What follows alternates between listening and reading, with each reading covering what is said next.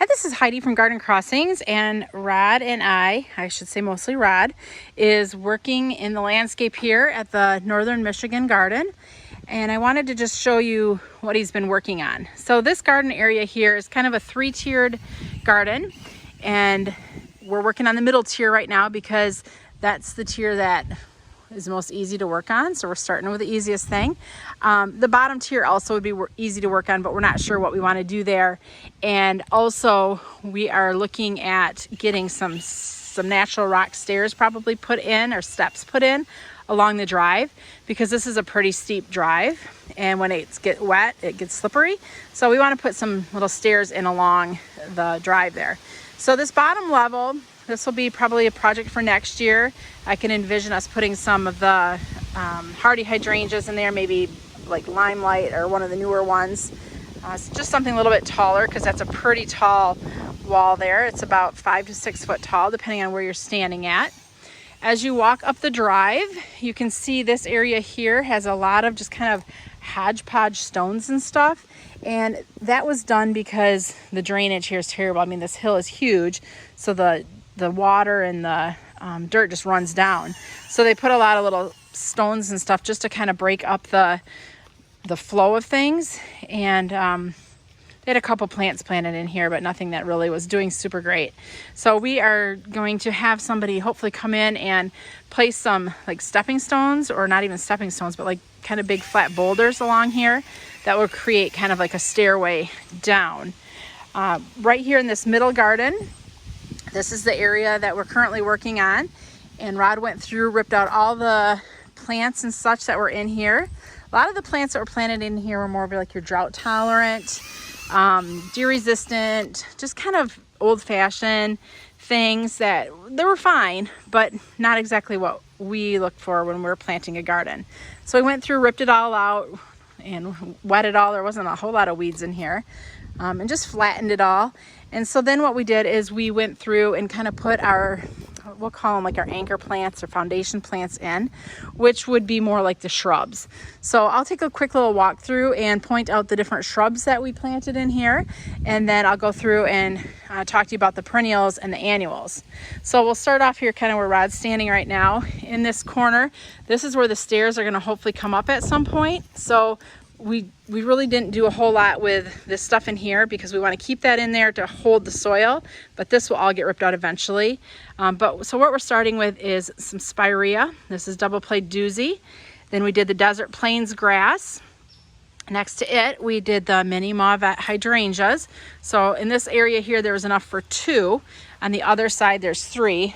We're trying to keep it kind of symmetrical, but we have to kind of do what space allows as well. Then in the middle of this planting along those brick wall, we did 3 bobo. So our thought is the bobo should get about as tall or just slightly shorter than that wall. And then as we head over into the corner over here, we kind of repeated the mini mauvet and double play doozy. So here you can see there's a mini mauvet there. And actually we only did 2 of them here, so it will match. And then in the corner there is 3 of the double play doozy. And then in the very back corner, we did a hibiscus purple pillar. And the reason why we did that is because this area is just kind of a, I don't know, nasty area that we really don't look at a whole lot. Like the edge here of the board, this is our property line, so we can't do anything over here. And as you can see, this is all just a giant hill going down. So nothing that would be easy to plant over there anyways. So we did purple pillar to kind of create just a tall columnar splash of color to kind of just hopefully hide some of what we're seeing in this area here. As we turn around, we put some of the Pugster blues in. So there's 5 different Pugster blues. There's one. There's one. Where is it? There's one, and then there's another one over there by Rod.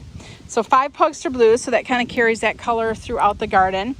And then we have 5 of the garden mums up front. So these garden mums here, that is, we're going to call like our annual placeholder.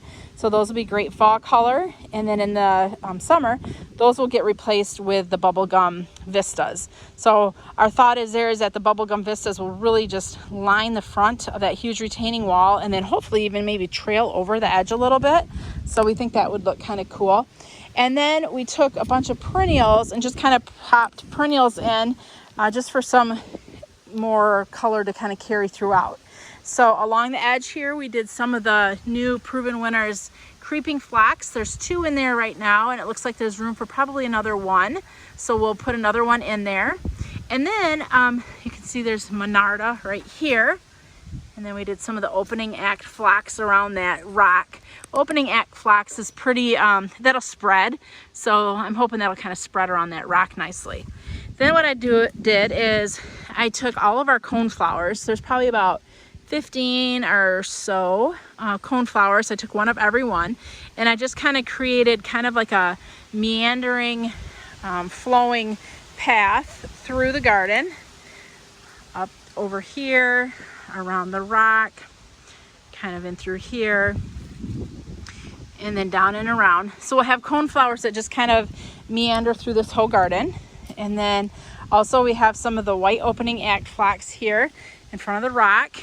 And then in front of that, we did some more of that creeping phlox. And the reason I have creeping phlox planted here is because it's a hill, and I'm hoping that that will kind of help with erosion. So that hopefully will kind of cover in that area along with these opening act phlox and really hold that soil back so it doesn't all drain. So that's the thought with that. Usually I don't do a whole lot of creeping phlox in my garden, but I'm hoping that will help with kind of the soil erosion. So that's kind of a look here at the upper level garden. Actually, this is more the mid-level garden. So pretty full. We'll see how it does over the winter. Number one, we're hoping, you know, all these things we chose are hardy for this area, so that shouldn't be a problem. Deer are a problem up here, although we haven't seen any yet. So hopefully the deer leave these alone. So it's kind of a test too, like, will the deer touch these or not? I'm hoping not. So then this top level here, this will be next summer's project. And the reason why we're not doing anything up here is because drainage. Again, this is a bad drainage area. So the water all runs kind of over the rocks, and over this way, there's a cement patio up there, but then everything just totally drains forward and down. So we got to figure out what we want to do to that area to hold that soil back, what kind of plants to put in there, possibly just maybe some stone to add just more of like a, I don't know, landscapey look. It's under a deck, so it doesn't get a whole lot of sun until late afternoon. So the plants that we would use would have to be shade type plants. Hostas really aren't a great option, especially with the deer issues. So this is kind of a little area that's a work in progress. We have to really do some thinking on this area. So that is why that is just going to stay until we have time to think about it, and also see once with the landscapers that we're looking to possibly put the stone walkway in. They might also have some suggestions for us. So work in progress, but at least I think we're making a pretty good headway here with what we're doing so far, and this area should be looking really pretty next summer. So we'll be sure to give you updates next summer on what this looks like. This is Heidi from Garden Crossings.